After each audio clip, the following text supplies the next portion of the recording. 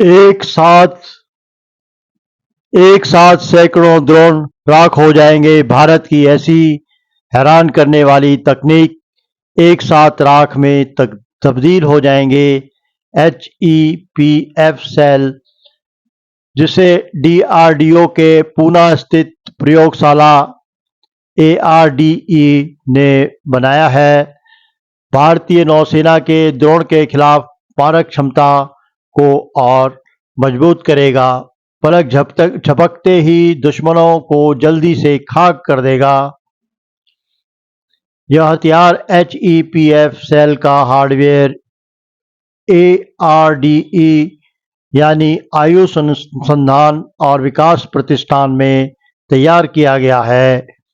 Iran और तुर्की समुद्र में अपने सैनिक शक्ति को बढ़ाने के लिए ड्रोन एयरक्राफ्ट कैरियर पर अपनी क्षमताओं को बढ़ाने में लगे हुए हैं।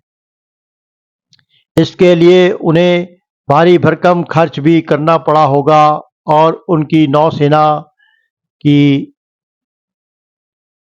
क्षमता भी तुर्की और ईरान को ड्रोन के निर्माण के क्षेत्र में अग्रणी देश में शामिल है। ईरान और तुर्की अपनी नौसैनिक ताकत बढ़ाने पर तेजी से काम कर रहे हैं। इसके लिए दोनों देशों ने ग्राउंड कैरियर बनाने का ऐलान किया है। इस कदम से ईरान और तुर्की समुद्र में ज़्यादा दूरी तक हमला करने में सक्षम होंगे। उसके अलावा यह देश एयरक्राफ्ट कैरियर, लड़ाकू विमान और उन्हें उड़ाने के लिए पायलटों की ट्रेनिंग देने की भारी लागत को भी वहन के बिना एक शक्तिशाली सेना का निर्माण कर सकते हैं।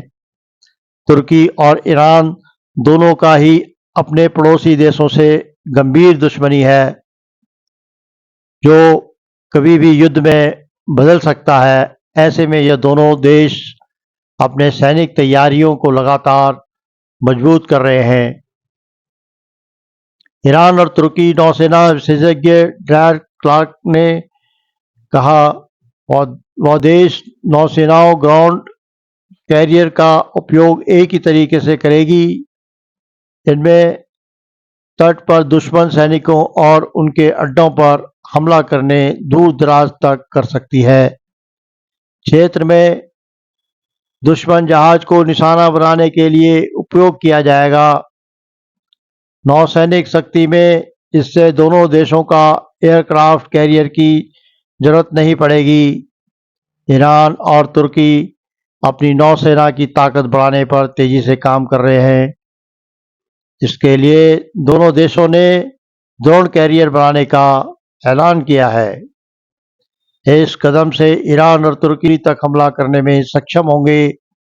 इसके अलावा यह देश एयरक्राफ्ट कैरियर, लड़ाकू विमान और उन्हें उड़ाने के लिए पायलटों को ट्रेनिंग देने की भारी लागत का भी खर्चा कम होगा।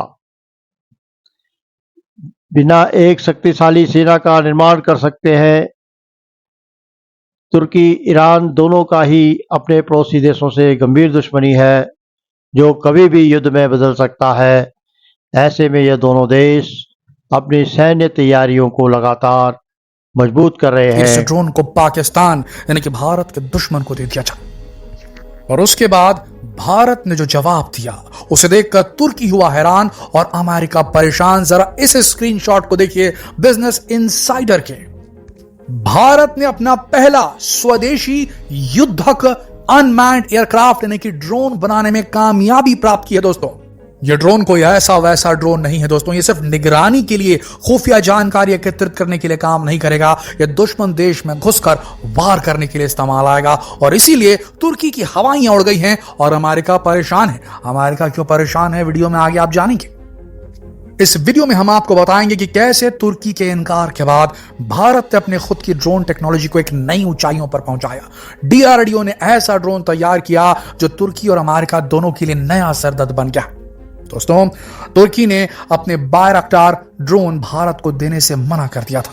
तुर्की के सीईओ हालूक बायरक्टार ने कहा कि वे सिर्फ भाईचारे वाले देश, ब्रदरली नेशंस, यानी तुर्की उन्हीं देशों को जिनमें पाकिस्तान का नाम आता है, यूक्रेन का नाम आता है, अजरबैजान का नाम आता है, उन्हें ही ड्रोन देंगे, भारत को नहीं। लेकिन भारत ने इस इनकार को अपनी कमजोरी नहीं बल्कि एक चैलेंज के रूप में लिया।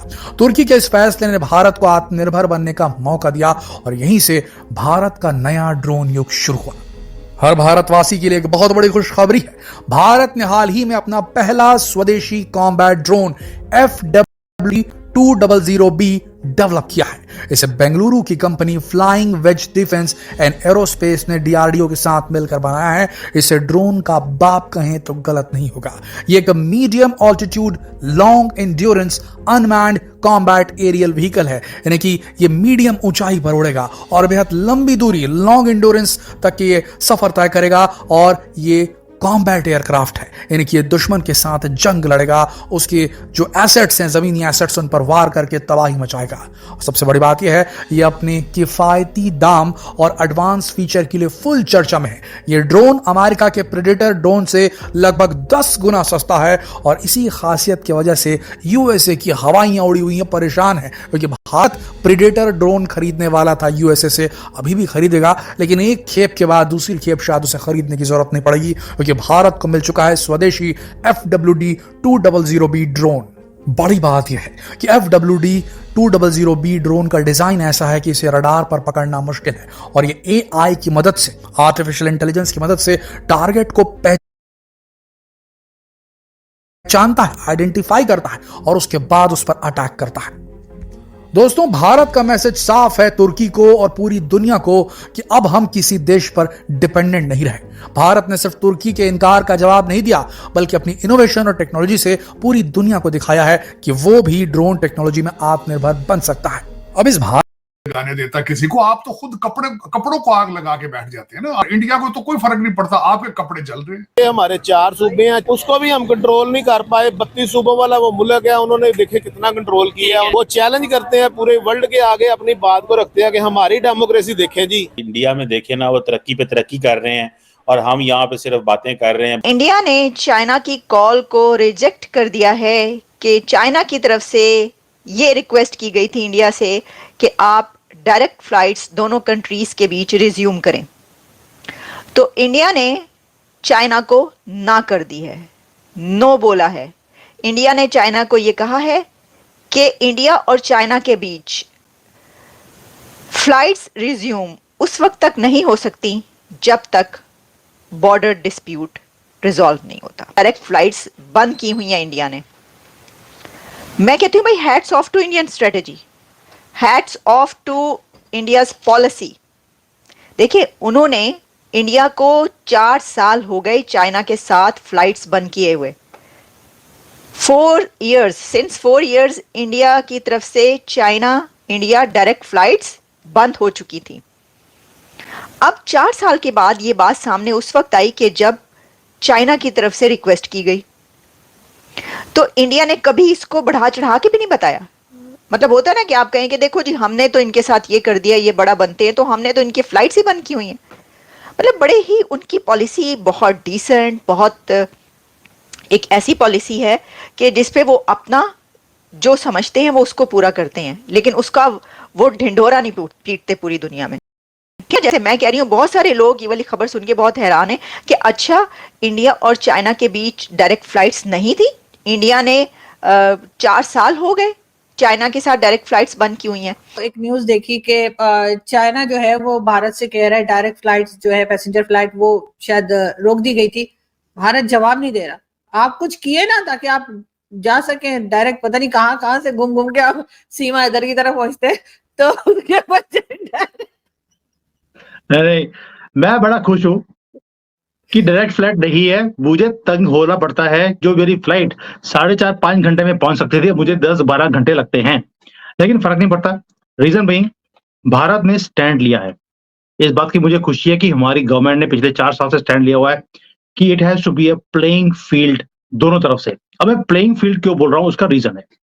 देखिए, जब कोविड हुआ, चाइना ने फ्लाइट्स बंद कर दी और उसके बाद सारे दुनिया की फ्लाइट्स आ रही थी, लेकिन भारत से फ्लाइट नहीं आने दी, क्योंकि यहाँ से बच्चों ने जाना था वापस, जो वहां पर यूनिवर्सिटीज के अंदर पढ़ रहे थे, मेडिकल के कोर्सेज कर रहे थे। इन्होंने 2-3 साल जानबूझकर हमारे यहाँ से स्टूडेंट्स को वापस नहीं आने दिया, उससे उनका करियर खराब हो गया।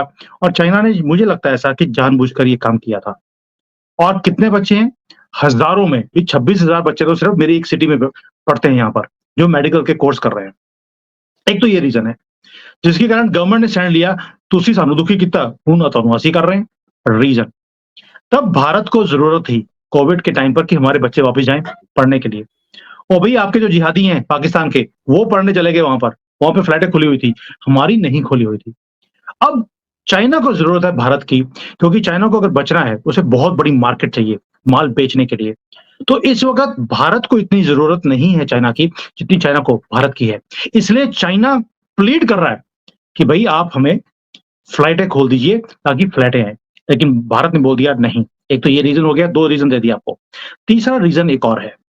तीसरा रीजन ये है कि जो भारत की फ्लाइट्स आती हैं चाइना में, वो 100-150 फ्लाइट्स हैं, लेकिन चाइना की 300-350 फ्लाइट आती है, यानी कि दुगने से ज्यादा उन्होंने अलॉट किया हुआ है एयर रूट्स को।